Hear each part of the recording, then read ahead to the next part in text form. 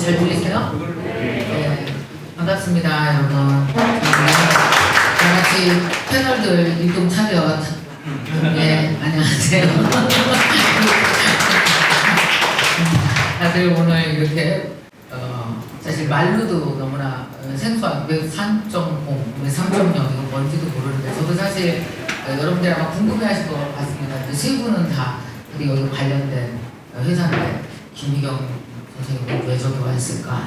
아마 되게 궁금하실 것 같은데 사실 웹 3.0이건 NFT건 블록체인 생태계에서 뭔가를 만들어 나가건 메타버스건 저는 늘 얘기하기 전 국민 1학년이다 얘기 어차피 아무도 몰라요.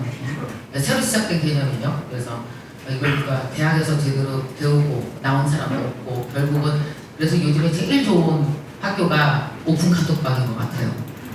거기서 6개월 먼저인 사람이 스승이 돼서 가르치는 이런 새로운 판이 벌어지고 있는데 그래서 아마 궁금하신 것도 많고 특히 이걸 이제 내 사업에 혹은 나의 커리어에 적용해서 무엇인가 해보고자 할 때는 어려움이 많을 것 같아서 이런 사실은 여기를 대학이라고 생각하시고 이런 어떤 모임을 많이 쫓아가서 많이 들으시고 조각조각 퍼즐을 맞추는 게임을 하셔야 될 것 같습니다. 오늘 그런 의미에서 또 관심이 있어서 오셨고 특별히 그 디지털 투데이에서 이런 행사를 행사 주최하려면 굉장히 전 직원들 동원하기 힘들거든요. 이렇게 주최해 주셔서 일단 디지털 투데이 감사드립니다. 박수 주시고요.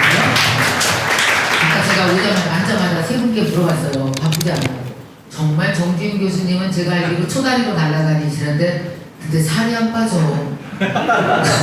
그렇게 날아다니는데 열심히 드세요. 그리고 미국도 가셔야 되고 엄청 바쁘시고 정지윤 교수님은 제가 하는 NFT 교육 과정이 CEO 과정이 있습니다. 그래서 저랑 같이 만들었기 때문에 어젯밤에도 됐고 여기서 받고 이따가 같이 마포로 이동해서 또 보고 그러는 거 아닌가요?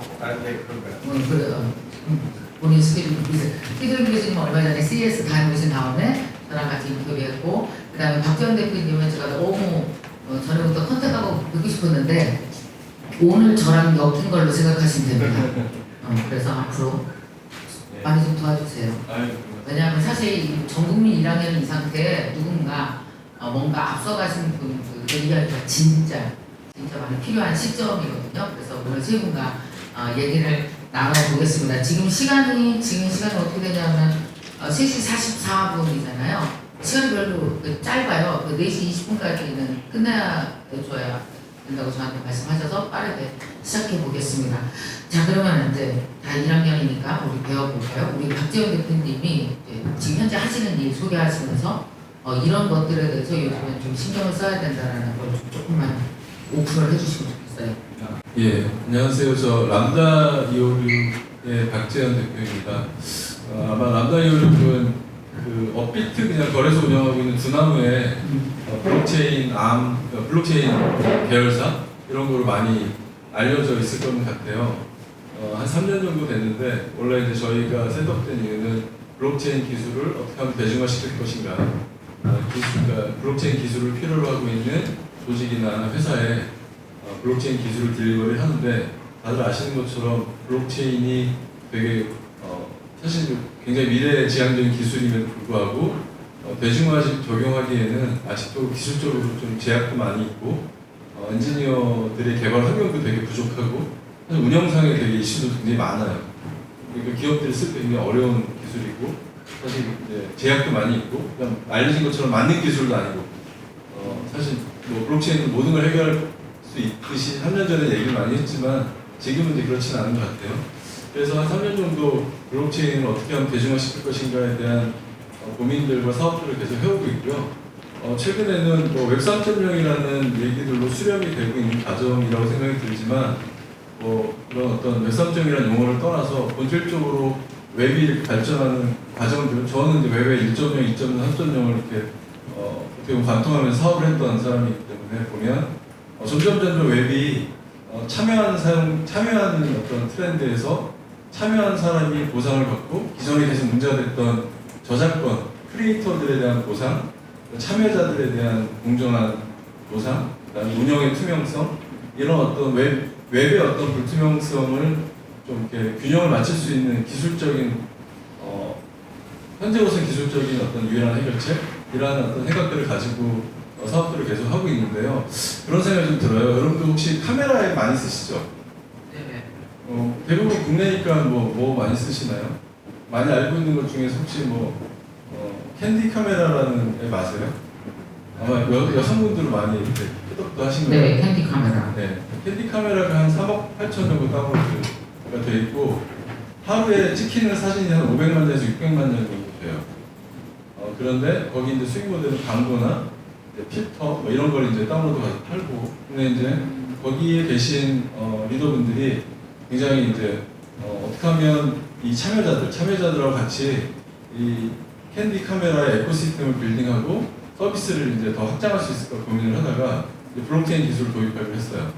블록체인 기술 어떻게 도입하냐면 아마 앞선 강의에서도 스테판이나 이런 무브 투 원, 이런 프로젝트 투 원 이런 얘기 많이 들으셨을 텐데 결국 이제 테이크 투 원을 하기로 결정을 했어요.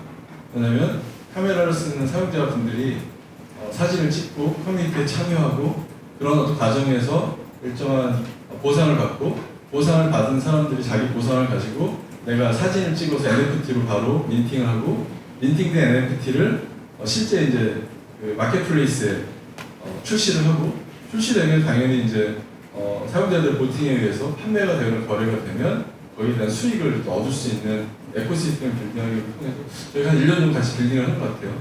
그래서 지금 이제 서비스를 하기 시작했는데, 그런 걸 하면서 저는 어떤 생각을 했냐면, 물론 이제 기존에 있는 신규 서비스를 기획하는 입장에서 이런 어떤 웹 3.0의 패러다임이 좋은 패러다임이 될 수 있다는 생각을 하지만, 중요한 것들은 사용자 서비스나 사용자 모객이 되지 않고서는 2.0에서 3.0의 서비스에 성공할 수가 없는데, 결국 2.0 플레이어들이 기존에 있는 1등한테는 관심이 없을지 모르겠으나 2등, 3등한테는 1등을 좀 따라잡을 수 있는, 아니면 극복할 수 있는 좋은 패러다임 시프트로 작용할 수 있다, 이런 생각들을 인더스트리에 있으면서 굉장히 하고 있는 상황이고요. 그래서 그런 트렌드들이 좀 더 나아가서는 마케팅적으로 최근에 저희가 이제 롯데홈쇼핑이나 현대백화점에 저희가 블록체인 기술을 제공하고, 거기에서 지갑도 만들고 NFT 지갑도 만들고 미팅도 하고 이런 어떤 활동들이 굉장히 이제 기업들이 확산이 되고 있는 과정인 것 같아요. 그래서 그런 걸 보면서 웹 3.0이 마케팅적인 걸 떠나서 블록체인 기술이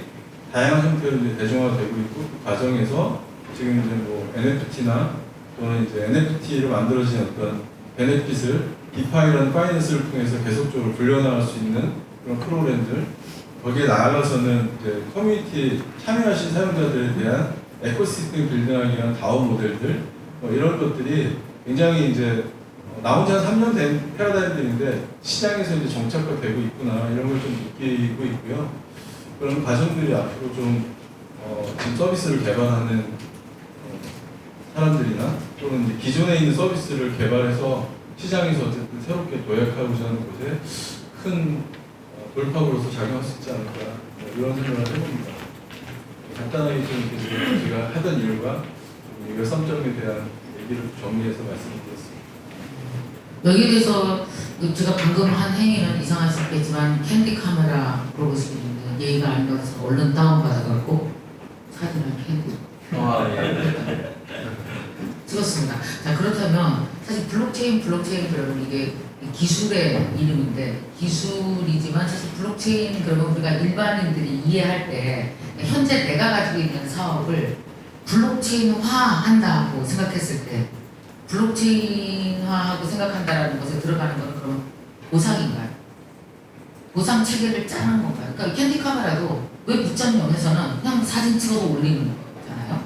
근데 여기에 아까 블록체인적인 상상력을 가지고 상상을 했더니 보상과 저작권 투명성이 들어가면서 내가 사진을 올리면 테이크 투 원으로 간단 말이에요. 그럼 우리가 그 일반인들이 조금 알기 쉽게 일반적으로 우리가 늘 해왔던 웹 2.0에서의 사업은 사람들을 모으고 그것이 한꺼번에 더 큰 판으로 큰 플랫폼이 만들어지고, 그 플랫폼에 대한 이점을 개인은 얻게 되고, 그 개인은 그 이점을 얻기 위해서 우리는 우리 정보를 무료로 그 플랫폼한테 제공해야 되고, 이 상황이 있었잖아요. 2.0에 3.0으로 가서 블록체인 기술이 구현해 줄 수 있는 게 사실은 그러면 어떤 보상이라든지 이런 이코시스템을 만들 수 있는 거라고 이해하면 되는 건가요? 어떻게 해야 이해가 가장 빠르게 갈 수 있을까요? 다른 뭐 교수님들이나 뭐 있으시죠. 저는 이제 그런 생각을 합니다. 뭐 아까 말씀드린 것처럼 뭐 블록체인은 그냥 원어로 된 기술이거든요. 뭐 기술이지 그 이상은 아닌데 그 기술이 도대체 제공할 수 있는 게 뭐냐라는 걸 생각을 해보면 옛날에도 공부를 생각해보면 그런 걸 포인트로 만들 수 있었어요. 맞아요. 네, 포인트 주고 그 포인트를 예를 들어서 이제 뭐 현금처럼 쓰게 해준다든지 네. 뭐 이렇게 하면 되는 거잖아요. 본질적으로 보면 그런데 이제 문제는 그거를 기존에 있는 기술을 썼을 때 가능한데 문제는 이게 이제 제약이나 어려움이 되게 많은 거예요. 예를 들면 지금 많은 포인트 회사들이 있잖아요. 그 포인트 회사들이 업력을 보면 이제 한 10년 된 데도 있고 무슨 캐시백부터 시작해 쭉 이렇게 보면 근데 그 업체들이 10년 동안 에코시스템을 빌딩을 했는데 가장 어려운 게 뭘까요? 뭐였을까요? 보면 뭐였냐면 나눠주는 거요? 이제 여러 가지가 있지만 중요한 게 뭐냐면 포인트를 이렇게 교환하는 과정에서 네. 합의하는 것들이 제일 어렵고요. 왜냐면 아. A라는 회사와 B라는 회사가 포인트를 쉐어하려면 내게 더 비싸다고 생각하지 절대로 자기께 더 싸다라는 합의가 아니에요. 안 되죠. 맞아요. 그리고 두 번째는 뭐냐면 막상 연동을 하려고 하면 그게 이제 폐쇄적인 구조로 만들어지다 보니까 통합이 힘들어요. 그러니까 포인트를 가지고 A라는 포인트를 획득한 다음에 다른 것에서 쓰기가 되게 어려운. 예를 들면 OK 캐시백을 현대몰에 가서는 못 쓰는 거죠. 현대 캐시로. 네. 그런데 이제 반대로 이제 그런 어떤 과정을 SSC라든지 자산화, 이제 블록체인이라는 기술을 써서 자산화를 통하고 그 자산화를 뭐 기술적으로 보면 ERC20이나 ERC7이나 뭐 115나 여러 가지 이제 포매팅된 에셋을 가지고 그 에셋들이 이제 표준화된 형태로 웹에 인베딩이 돼서 유통이 되면 사실 이렇게 통합이나 이런 관점이 아니라 자연스럽게 웹의 에코시스템으로서 그걸 소화해내고 사용할 수 있는 형태들로 유통이 되는 거고 그게 본질적으로 보면 웹 3.0의 가장 큰 패러다임 시프트인데 웹에 자산이 들어가는 거죠. 그러면 웹이 갖고 있는 장점이 지리적이거나 이런 어떤 그 규약이 없는 거잖아요. 그런데 이제 블록체인 기술의 자산화가 들어가면서 하나가 더 추가되는 게 뭐냐면 지리적인 경제적인 장벽이 없어지는 거죠. 우리가 여기서 만들어서 에코시스템 빌딩을 하는데 그 아프리카에 있는 애들이 사서 쓸 수도 있고 네. 그걸 이제 지불할 때는 그게 뭐 포인트가 됐던 가상화폐도 지불하고 그걸 어느 곳에서나 이제 USDT로 바꿔가지고 현금화할 수도 있고 아무리 사실 정부에서 막아도 자산화를 이렇게 할 수 있는 패스는 굉장히 많기 때문에 네. 그런 거를 빌딩을 하는 거고 그게 다시 이제 대표님 말씀하신 걸로 돌아가면 네. 그 기술을 내가 어떻게 쓸 것이냐는 결국 기술을 이해하고 나서 기획하는 사람이 요소 기술로 쓰는 거지. 요소 블록체인이 뭐 웹 3.0이 뭐 그냥 모든 패러다임을 시프트한다 이렇게 생각을 하면 네. 어떻게 보면 저는 개인적으로 주객이 좀 전도됐다라고 생각하는 편이에요. 네. 내가 원하는 서비스를 만들기 위해서 블록체인 기술과 요소 기술 이렇게 쓰는 거지. 블록체인을 하기 위해서 내 서비스가 웹 3.0을 쓰고 이렇게 생각하면 되게 중요한 개념인 것 같아요. 네, 굉장히 이렇게 완전히 이렇게 그런 논리에 빠지는 거죠. 내가 뭐 웹 3.0 회사야 라고 주장을 한다고 해서 웹 3.0 회사가 되는 건 아니거든요. 그런 좀 생각들을 좀 많이 개인적으로 합니다. 맞아요. 제대로 된 기획과 설계 상상을 하기 위해서는 정말 기술을 이해하는 게 중요하더라고요. 그 요소 기술도 내 것을 어떻게 구현해야 될지 그때 가져다 쓸 수 있을 것 같거든요. 예. 저는 이게 기술 집착 때문에 그런 것 같아요. 기술 용어 집착 때문에 그렇다고 항상 말씀드리는데 블록체인만의 문제가 아니죠. 블록체인이 나오고 블록체인 얘기하고 AI 나오고 AI 얘기하고 NFT 나오고 NFT 얘기하고 메타버스 얘기하는데 아니 그게 바꾸는 게 아니고요. 여러분들이 뭘 만들지를 기획을 하고 거기에 어떤 지금 현재 기술들을 접목하는 게 제일 좋을지가 모든 걸 결정하는 거기 때문에 그런 차원에서 접근해서 봐야 되는 거고요. 다만 과거보다 이제 그 만져서 처리할 수 있는 종류가 되게 많이 늘어난 걸로 옵션이 늘어난 걸로 생각하면 되는 거거든요. 쉽게 말하자면은 아까 말한 프로토콜 그 표준이 나온 것들 종류가 대체로 어떤 거냐면은 인터넷상에 산재되어 있는 다양한 블록체인이라고 부르는 저장소가 있는데 그 저장소에 표준화된 방식으로 전 세계 어디서나 접근 가능하게 기록할 수 있고 읽을 수 있고 이제 이런 게 나온 거고요. 그 다음에 그 표준 자체를 읽어올 수 있다 보니까 일부 서비스들이 그런 것들을 활용해서 다양한 서비스 컴퍼니가 만들어져요.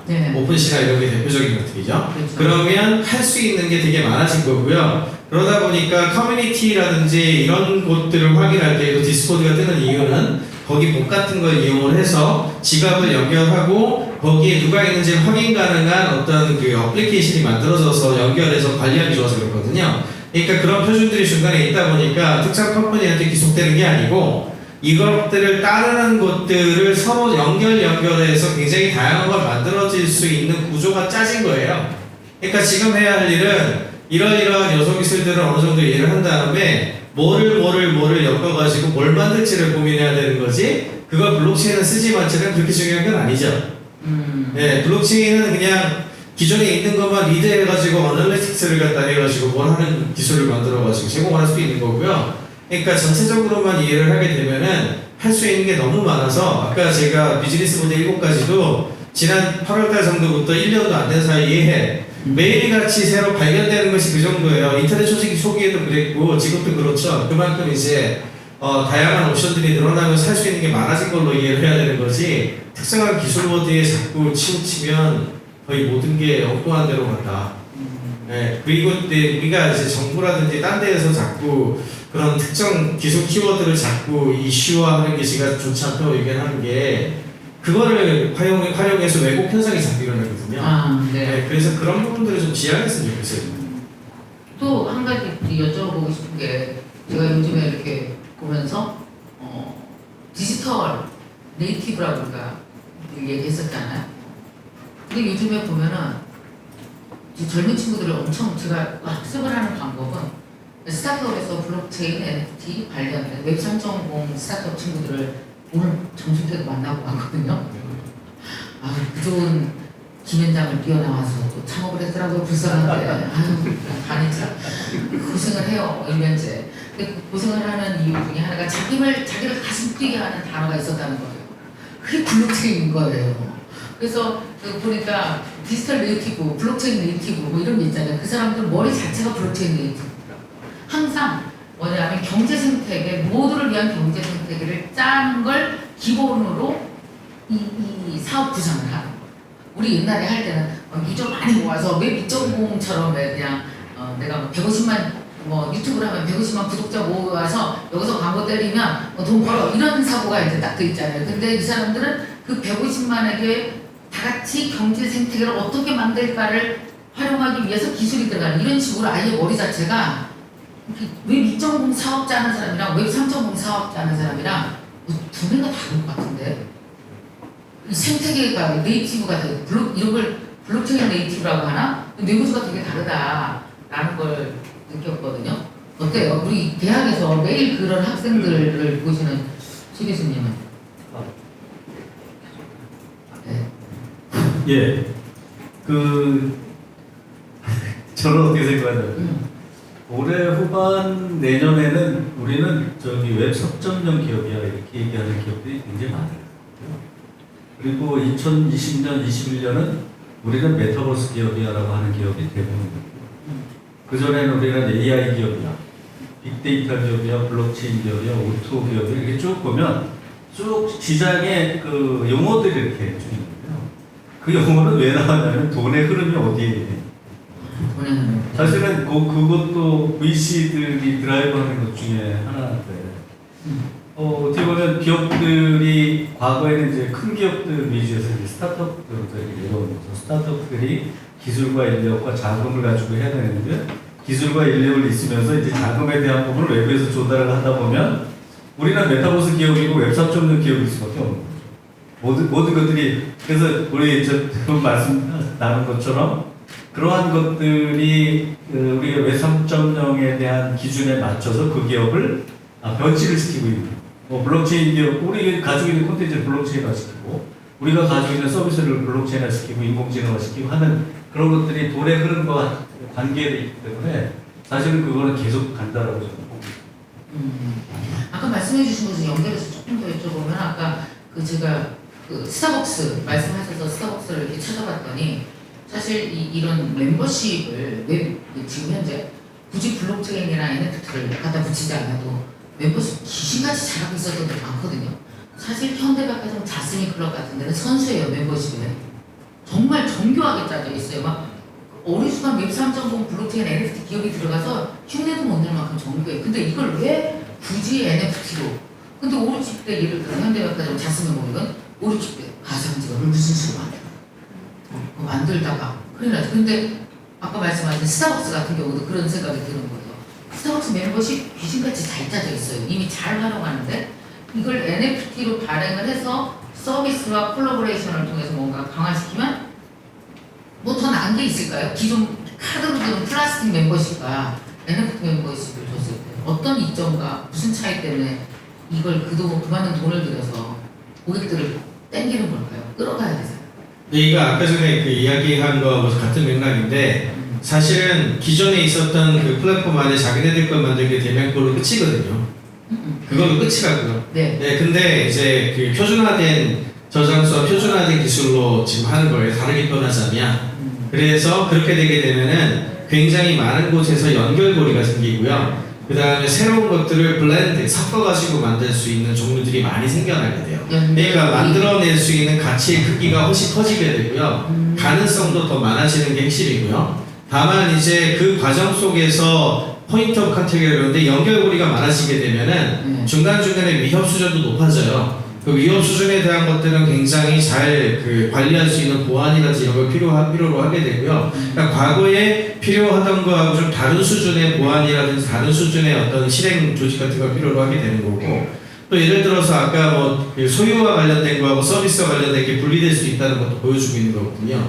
예를 들어서 오너십, 아까 카메라 같은 경우에 앱의 오너십이라고 한다면 컨텐츠의 오너십은 그걸 토큰화를 하고 그 다음에 이거를 이제 자산화해서 거래 가능하게 한다는 것은 결국 그것을 찍은 사람과 생산하는 사람들한테 소유권을 주고 거래와 관련된 권한을 넘겨주는 거잖아요. 근데 그 토큰과 관련된 것들을 거래하는 부분들의 일부를 서비스하는 쪽에 어로케이션 이렇게 할당을 해주게 되면 그거를 만드는 곳은 서비스 컴퍼니거든요. 서비스 컴퍼니 같은 경우에 그걸 활용해서 서비스를 제공하면 돼요. 그 이야기는 소유를 한 자와 생산자와 서비스를 제공하는 자가 다를 수 있다는 얘기고요. 다를 수 있는 걸 연결 가능하게 구조를 짤 수 있게 만들어진 것이 지금 현재의 웹3예요. 그러니까 전에 웹2.0 같은 경우에 지금 말씀드린 건 전부 원 컴퍼니가 다 해야 돼요. 그쵸. 처음부터 끝까지 다 해야 되고 네. 그러다 보니까 시간도 오래 걸리고요. 그 다음에 그 회사가 서비스를 그만두거나 딴 거를 잘못하거나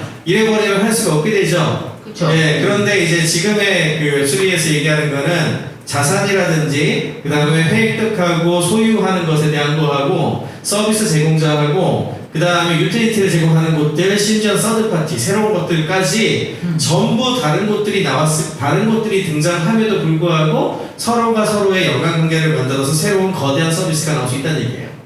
이게 가장 큰 차이죠. 그러니까 앞으로 뭐가 나올지 자체를 상상하기조차 어렵다라는 얘기를 그래서 하는 거죠. 변신의 속도도 빠르고요. 제가 그 교수님 말씀을 좀 부연을 드리면 네. 이게 실예인데요. 사실은 사이렌 오더를 만들면서 스타벅스가 한 30% 정도의 매출이 이렇게 올라갔고요. 네.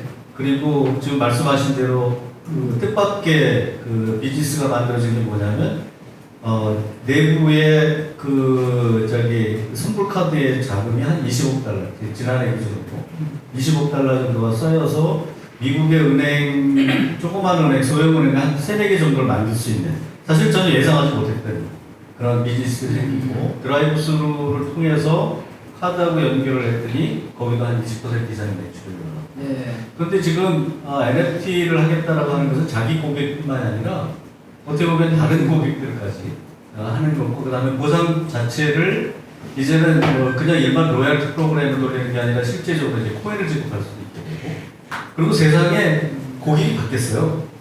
고객은 이제 50대, 40대가 아니고 10대입니다.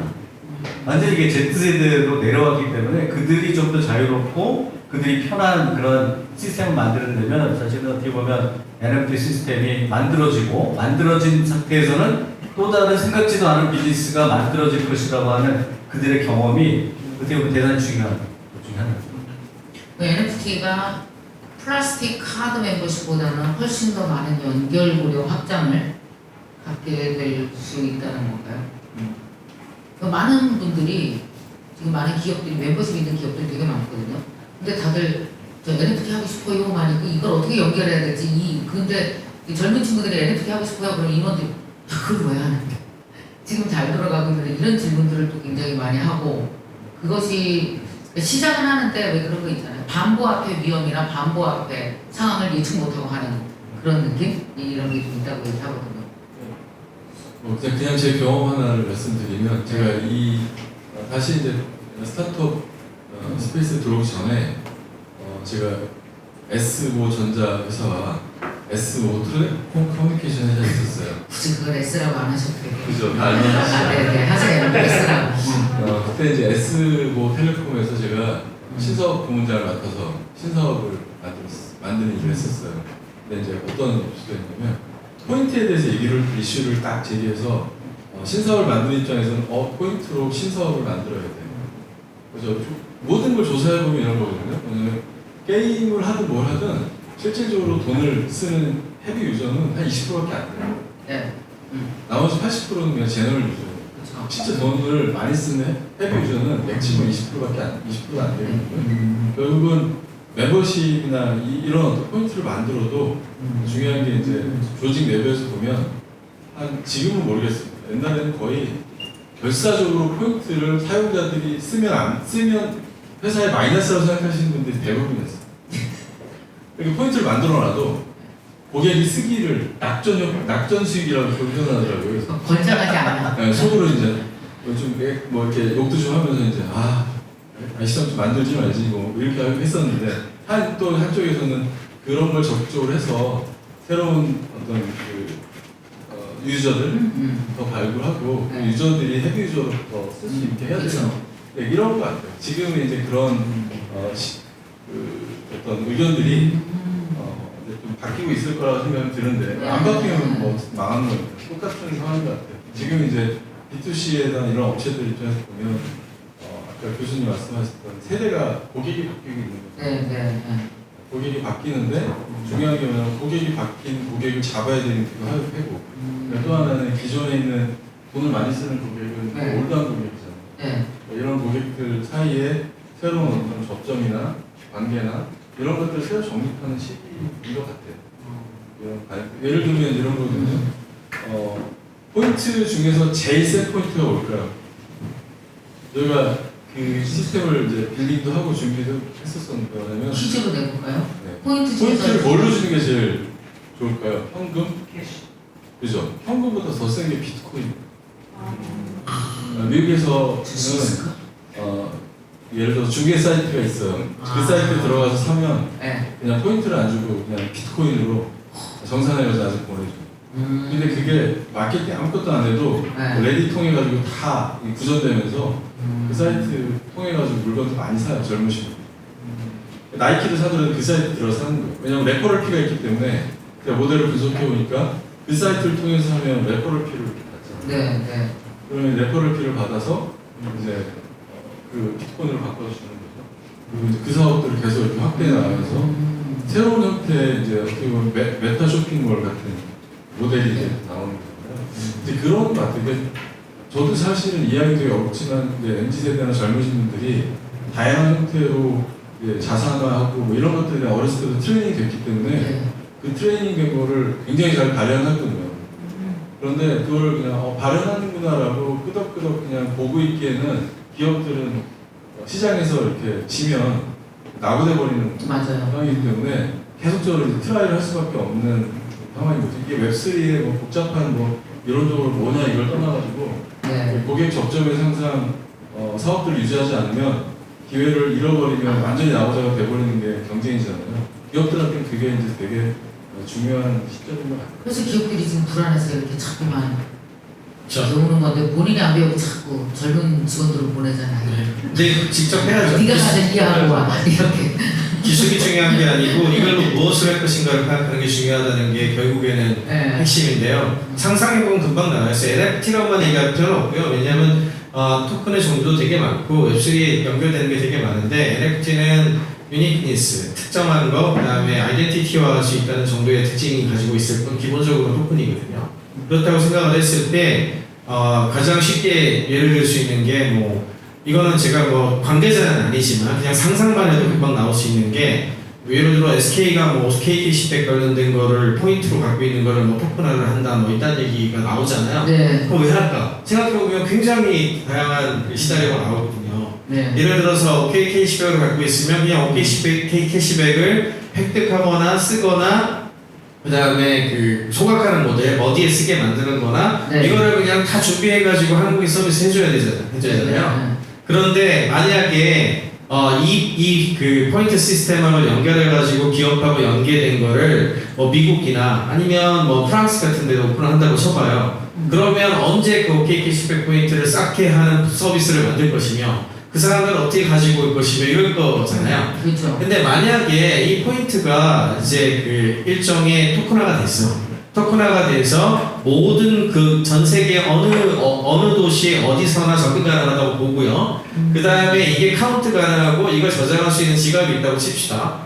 그러면 그 네. 지갑을 활용을 해서 디지털 콘텐츠 같은 것도 있다고 쳤을 때 그걸 받거나 팔거나 했을 때 그 토큰이 생기겠죠. 네. 그럼 해당 토큰을 활용해서 다양한 서비스라든지 이런 걸 연결을 또 할 수 있을 거고 그렇게 되면 디지털에서 세계의 어떤 다양한 것들을 또 연결지어가지고 페네트레이션 마켓에 진출할 수 있잖아요. 네. 근데 이 일을 만약에 옛날 캐시백 포인트 같은 스타일로 했다면 그 나라에 지사 만들고 그 나라에 뭐 하고 허가 얻어서 뭐 이렇게 해서 해야 되거든요. 근데 지금 말씀드린 것 같은 경우에는 똑같은 포인트를 가지고 시작을 했고 네. 그 포인트를 가지고 있는 사람들이 만약에 토큰 전환을 했다 치고 그런 토큰 전환한 걸 가진 사람들이 글로벌 서비스에 그 지갑을 연결해서 다양한 걸 하기 시작을 했어요. 그때 글로벌하게 딴 나라 사람들이 막 들어와. 그렇다고 했을 때 그냥 바로 글로벌 서비스거든요.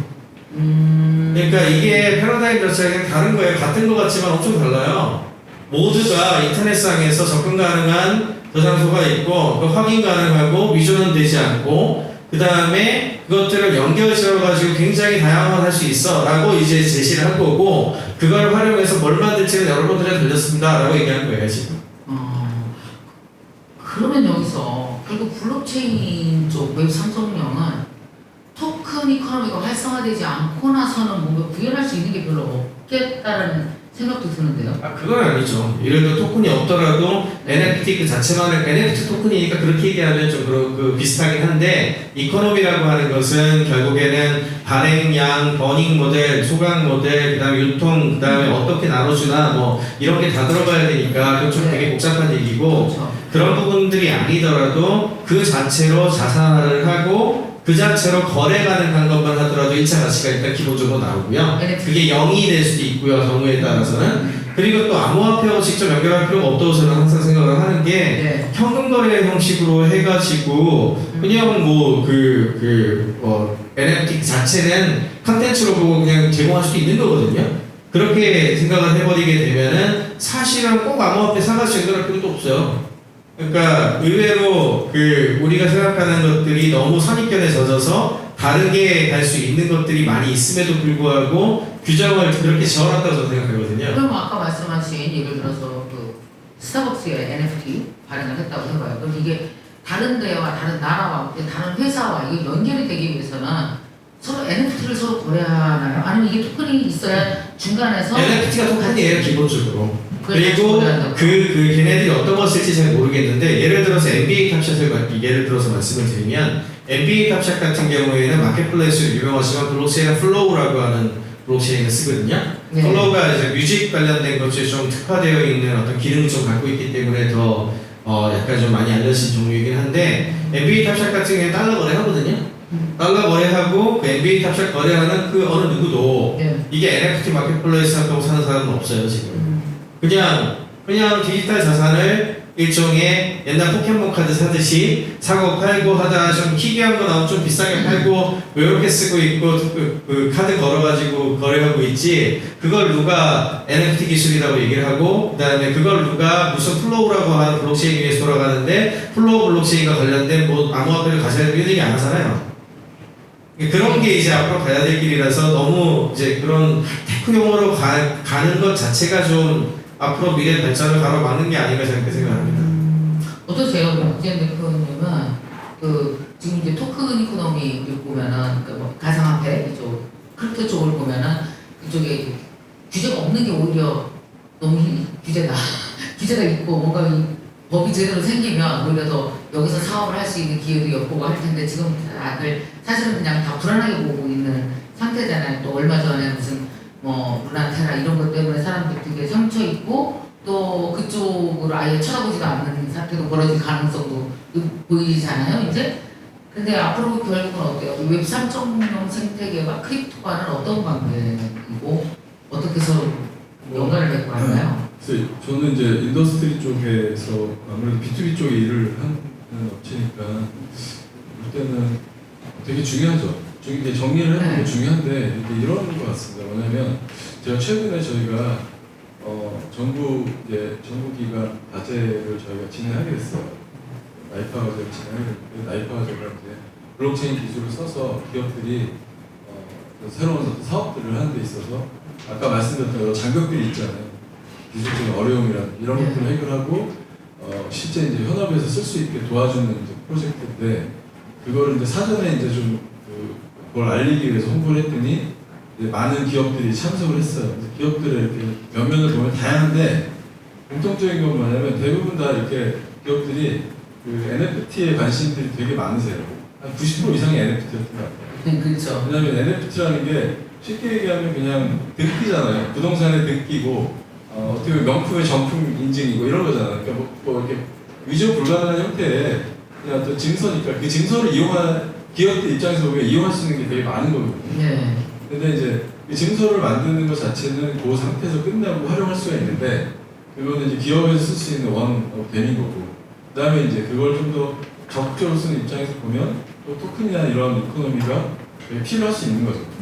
그 다음에 그거를 이제 왜냐면 NFT 증서는 주고받을 수 있는데 디지털 증서를 주고받으면 그 다음에 이제 거래라는 걸 해야 되잖아요. 네. 그러면 이제 필수로 뭐냐면 ERC7일이나 ERC20 거래가 수반이 되는 사람들이 기본적으로 많이 발생을 해요. 원 트랜잭션을.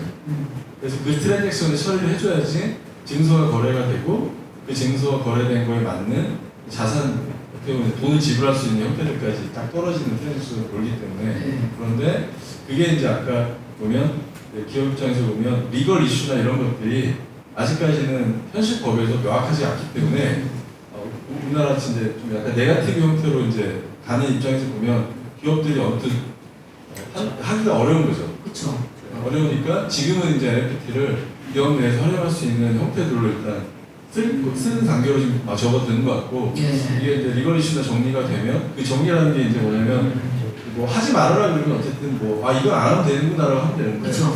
또 해야 돼 말아야 돼 뭐 이런 거에 대한 뭐 불확실성도 있는 거고 근데 또 최근에는 보니까 뭐 바이든 정부나 이런 데도 뭐 미국에서 이제 규제 관련된 부분을 빨리 정리해라라는 요청이라고 가고 있는 것 같아요. 그러면 이제 그런 여파도 굉장히 있을 거고 국내에서도 아마 뭐 아까 말씀하셨던 뭐 테라나 뭐 여러 가지 이벤트 사건들이 있지만 그 사건들로 인해 가지고 뭔가 좀 정리가 좀 빨리 되지 않을까? 뭐 이런 생각들 가지고 그러면 아마 거기에 맞춰서 기업들도 네. 아까 뭐 정 박사님 말씀하신 것처럼 뭐 포인트를 그러면 이렇게 해서 우리 글로벌리 뭐 그런 거 많이 좀 있잖아요. 좋잖아요. 미국에 갔는데 SK 포인트 가지고 로밍 할 때 바꿔가지고 AT&T 로밍 같은 거 쓰면 좋잖아요. 너무 좋죠. 근데 여기 앉아가지고 포인트 쌓고 있는데 쓰지도 못하고 나중에 이제 열받아가지고 에이씨 뭐 이러고 말겠는데 이러고 이러는 거 사실은 고객 입장에서 보면 화딱지 나는 일이죠. 그렇죠. 사실 증권형이라고 부르는 종류나 아니면은 이제 금융 상품화와 관련된 부분들 같은 경우에는 네. 흔히 얘기하는 투기적 수요 같은 것들이 많이 나타날 수가 있고 그리고 거기에 따른 피해 같은 것들이 많이 발생할 수 있기 때문에 그런 부분들에 대해서는 뭐 한국 정부도 그렇고 미국 정부도 그렇고 전 세계적으로 일정 정도의 규제안이 아마 나올 거라고 생각을 하고 있고요. 그리고 특히 가상지갑들 같은 경우 종류에도 사실 그 이상적으로 블록체인 쪽 커뮤니티에 있는 사람들이 자꾸 너무 지나치게 익명성 강조하는데 그렇게 해서 절대 안 참 못하거든요. 외국에는 KYC, AML 그러죠. 이익이 안 되는 세금이 가야 되는 거고요. 그 다음에 누가 뭘 했는지 파악하게 가는 것들 수준을 이제 받아들이는 선에서 네. 그리고 그걸 이제 적절하게 수적 가능하게 하는 선에서 결국에는 합의가 일어나야 네. 이 생태계가 활성화되고 커질 거라고 생각을 하고 있고 그리고 금융 관련된 부분들 같은 경우에는 다양한 방식의 어떤 서비스가 너무 과도하게 나왔을 경우 피해자가 너무 많이 커지잖아요. 그러니까 이제 그런 파트들이나 증권형 같은 경우에는 일부 규제가 나타나는 건 어쩔 수 없는 상황이라고 생각을 하고 있거든요. 다만 문제는 아까 박 대표님 말씀하신 것처럼 그냥 몽땅 다 이게 잘못된 것처럼 이렇게 판단을 하거나 접근을 해버리면 거의 모든 게 다 막혀버리는 상황이 되겠죠. 네, 그런 일이 발생하지 않도록 하려면 되려 어느 정도 지금 말씀드린 종류들 같은 경우에는 적절한 수준의 규제안이 빠르게 확정이 되는 게 아예 없는 것보다 훨씬 낫다고 생각합니다. 네. 저 그러면 정규 교수님 지금 이제 시간이 거의 다 돼서 말씀해 주셨으니까 두 분 최정 교수님이랑 박대현 대표님 한 말씀씩만 하고 정리를 하겠습니다. 자, 2022 디지털 인사이트 우리 정말 요즘에 좀 다들 약간 위축돼 있죠. 어떻습니까? 근데 어떤 분들은 이게 조정 기간이요. 게리비도 어제 보니까 뭐 NFT는 조정 기간이다. 어쩔 수 없는 조정 기간이 맞다 얘기하는데 이 조정 기간 동안에 우리가 해야 될 일, 뭐 이런 걸 하고 있는 게 좋다. 할 수 있다면 좀 알려주세요. 어떤 분은 조정 기간 뭐 이거 공부해야 될 때다. 말씀하신 분이 계신데 어떠세요, 교수님? 예,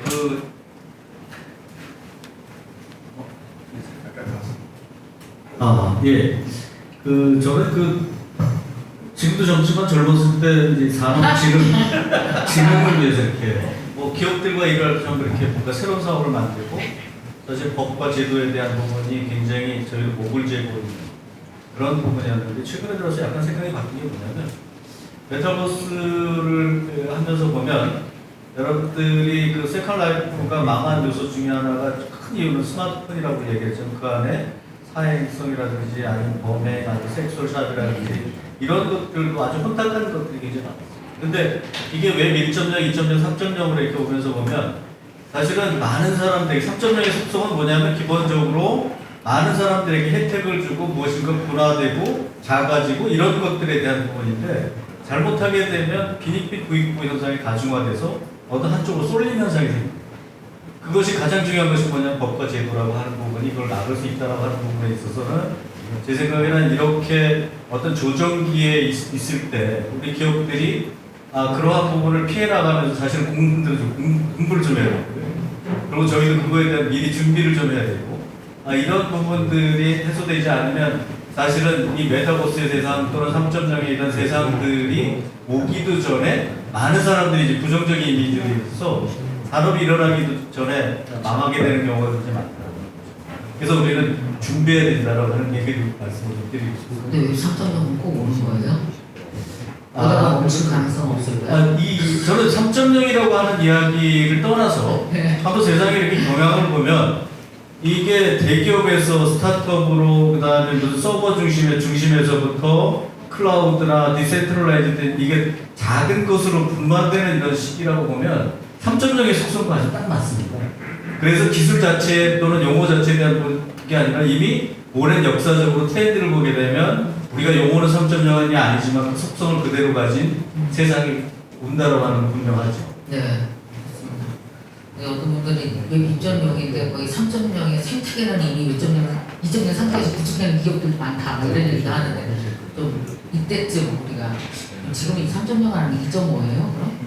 어떻게 되나요? 그러니까요. 저는 이게 참 웹 2.0이란 말 자체도 누가 정리한 적 한 번도 없어요. 근데 그래요? 여기 자꾸 그냥 계속 진화하는 건데 끊기가 어려우니까 이강원에 묶어가서 쓰리라고 부르는 것이 뭐 그게 저는 그래서 어떤 분이 저한테 아까 제가 농담으로 여쭤봤는데 야 왜 3.0 시대가 오면 그 다음에 왜 4.0 시대가 올 거 아니냐. 그때까지 살아 있는 4.0까지 보고 가는 거예요. 아니 저는 그 얘기 들었습니다. 네. 아니 4차 산업혁명 다음에 그건 뭐야 그래서 5차 산업혁명이죠. 네, 말씀해주세요.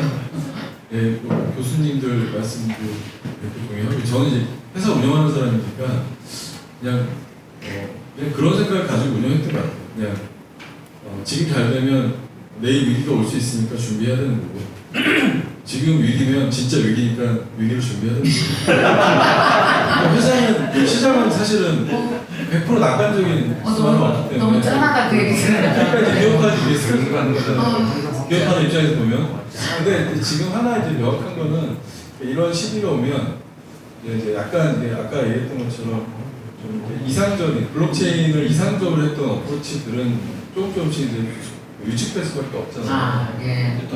네, 그러니까 이제 저한테 입장에서 좋은 점은 뭐냐면 이런 거죠. 프로토콜 이코노미를 꿈꾸던 좋은 개발자들이 이제는 조금 현실적으로 돌아오는 기회도 보이고, 왜냐면 이제 그 젊은 분들의 특징은 이런 거거든요. 프로토콜 딱 만들어서 대박나고 난 다음에 토큰 몇 프로 받은 다음에 은퇴해서 자바섬에서 내가 원하는 코딩을 하면서 해변을 거느려야지. 뭐 이런 걸 꿈꾸는 분들 많이 있어요. 이 블록체인 쪽에서 그런 많이 있어요. 전화해보면 아직도 인도네시아인 친구들 많이 있고. 그런데 사실 이제 현실 그렇게 되면 좋죠. 물론 좋은데 그걸 나쁘다는 게 아니라 현실적으로는 그런 프로토콜 경제까지 가는 과정에 이렇게 이제 그 파고가 있는 거잖아요. 높낮이가 있는 거고, 또 그런 프로토콜 경제만 있는 것도 아니고 이렇게 다양한 어떤 인더스트리가 활발하게 벌어지고 있는 거고, 그의 접점에서 좀 이렇게 한 번씩 출렁거리면 자리를 찾아 나가는 과정 아닌가? 그리고 자리를 찾아 나갈 때 결국 체력도 기르고, 그다음에 이제 그냥 항상 이렇게 위기감에 이렇게 사는 게 체질화되면 그게 기회가 되지 않는가? 네. 개인적으로는 좀 그렇게 회사 다니면서 많이 배웠던 것 같아요. 제가 다니는 회사들이 대부분 이렇게 일을 하는 회사들이어서 한국도 빼고. 그냥 들어야 돼요? 여기까지만 뭐 그랬던 것 같습니다. 네. 아주 그 얘기, 네. 우리 박 대표님이 그 얘기를 하셔가지고 그 위기에 대한 이야기를 하셨잖아요. 네. 저는 위기는 기회다라고 하는 얘기를 대단히 싫어요. 아, 그래요? 아니 위기는 위기일 뿐이죠. 제가 자주 하는 말인데. 아니 근데 위기는 위기일 뿐인데 아마 같은 맥락이실 수 있는데 위기가 기회가 되려면 사실 살아남아야지. 살아남은 자들이 위기가 기회라고 얘기할 수 있는 거기 때문에 저는 이러한 뭐 어떤 소강기 아니면 어떤 어려움, 최근에 들어서 뭐 VC들이 자금이 말라가고 스타트업들이 어려워지고 이러한 와중에 위기가 기회다라고 하는 얘기를 함부로 하면 안 되는 게 그 기업이 살아야지만 되기 때문에 아까 말씀드린 뭐 기술에 대한 축적 아니면 뭔가에 대한 준비 이런 것들을 해야 되는 시기에 어떻게든 연명을 해야 된다고 하는 말씀을 좀 드리고 싶습니다. 네. 저도 한마디만 추가하면 이게 아까 제가 처음에 사이클 말씀을 좀 드렸는데 이게 그 사이클이라고 하는 게 선형으로 이렇게 가지는 않아요. 항상 보면은 이렇게 그렇거든요. 언제나. 근데 가운데를 그어보면 이렇게 갔다는 것처럼 보이는 거죠. 그래서 이 전체 사이클을 보면은 엑셀러레이션, 그러니까 굉장히 가속화되는 시기가 있고요. 그 다음에 이렇게 늦춰지는 시기가 있어요. 근데 그 사이클의 그 가속화 시기에 정말 많은 것들이 새로 등장을 하고 그때 판이 싹 바뀌거든요. 언제나 그래왔어요. 그러면 아까 말씀드린 그 사이클에서 지금 이 2020년 정도 저는 시작했다고 생각하는데 2020년부터 2년차 지금 안 됐거든요. 앞으로 5년 정도 동안 어마어마한 변화가 지금 경제 상황은 어렵다고 할지 몰라도 그런 시기에 더더욱 판이 더 흔들리거든요. 그런 그 변화가 일어나서 어느 정도 안정화가 됐을 때에는 아마 이미 그 자리 잡은 사람들이 다 호령을 한동안 할 거예요. 10년, 15년 그 단계 인생에서 몇 번 안 와요. 네, 그 단계 20년 중에 한 5년에서 한 7년 요 사이에 오는 거거든요. 박지원 대표님은 그러면 2.0에 잡아갖고 호령하신 분인 거죠? 이거 시기마다 다 타시는 분이죠. 시기마다 다 3.0 거죠? 네. 기부 많이 하고 있습니다. 네? 기부 많이 하고 있습니다. 기부 많이 하고 계세요? 체리 서비스 통해서 많이 하고 있습니다. 네, 알겠습니다. 사실 저는 일반인입니다. 저는 이거를 잘 기술 쪽에 있는 사람도 아니고요. 그냥 그저 전 강의하는 사람이었고, 그런데 사실 저도 MKTV 다행히 유튜브를 하는 바람에 몇몇으로부터 자극을 받다 보니 작년에부터 제가 웹 3.0에 관심을 갖고 보기 시작했어요. 보니까 이거는 우리가 살아갈 먹고 살 판의 기본 펀더멘탈이 바뀐다라는 생각이 들었고, 그래서 작년부터 이제 공부를 했는데 요즘에 이 공부는 대학으로 돌아가서 할 수가 없고 결국은 내가 서 있는 그곳에서 현장에서의 질문이 있으면 바로 답을 얻는 게 요즘에 할 수 있는 공부라고 생각이 들거든요. 그래서 저도 그렇게 했고 그러면서 더 많은 사람들과 공부를 해야겠다라는 생각에 이제 제가 프로필을 보시면 저건 뭔가 하실 텐데 MKYU라고 제가 3050들을 위한 온라인 대학을 만든 게 2년 전입니다. 그래서 이제 지금 벌써 저기 많아요 학생이 6만 5천 명이나 돼요. 큰 대학이죠? 한번 꼭 가서 강의 한번 해주세요. 네. 내거 가겠습니다. 네, 됐어요. 이렇게 또 제가 뭐 하는 거였습니다. 그래서 오늘도 또 이렇게 제가 모더레이터로 와서 세 분 다 뵙고 말씀 나눠서 너무 좋았습니다. 여러분 부탁드리고 싶은 거는 사실은 판이 바뀔 때 우리가 부의 기회를 잡는다기보다는 내가 한 사람으로서 우리 왜 2.0 때도 바뀌지는 모르고 바뀌어서 뒤늦게 따라가면서 사느냐고 그랬잖아요. 이번에 3.0에서는 내가 먼저 공부하고 세상에 기여할 게 없을까라고 생각하시면 훨씬 더 자신감 있게 이 판을 빨리 공부하고 다른 사람에게 기여하는 사람으로 이렇게 자리매김할 수 있을 거라고 생각합니다. 그런 의미에서 여러분들이 또 이렇게 오늘 이 자리에 시간 내서 오신 것 같아요. 자, 우리 세 분 박재현 대표님, 최경 교수님, 정규인 교수님 먼저 공부하시느냐고 애쓰십니다. 먼저 조금이라도 안 보시면 빨리빨리 털어내시고 네, 이렇게 많은 지식으로 기여해 주셔서 고맙고요. 자, 여러분 오늘 2022년 디지털 인사이트 함께해 주셔서 감사하고요. 광고 말씀드리면 올 여름에 블록체인과 관련한 여러 가지 행사가 진상 많답니다. 검색 열심히 하셔서 올 여름 뜨겁게 가을까지 공부하시면 겨울에 일어나는 변화, 다시 일어나는 변화가 혹시라도 겨울이건 내년 봄이건 있을 때 여러분이 또 한 번의 기회를 가질 수 있을 거라고 생각합니다. 자, 오늘 함께해 주셔서 고맙습니다.